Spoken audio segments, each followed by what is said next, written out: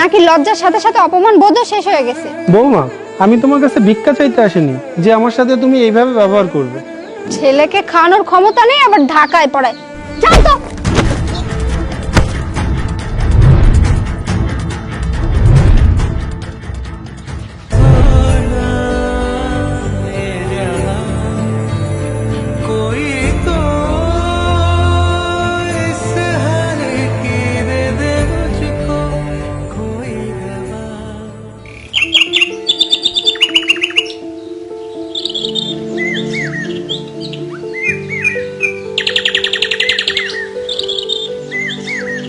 বাবা, আমি তাহলে আসি, বাসের সময় হয়ে গেছে।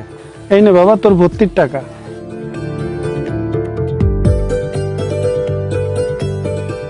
বাবা, এত টাকা কি করব? ভর্তি হতে তো এত টাকার প্রয়োজন নেই। বাবা, তুই ঢাকা শহরে যাচ্ছিস,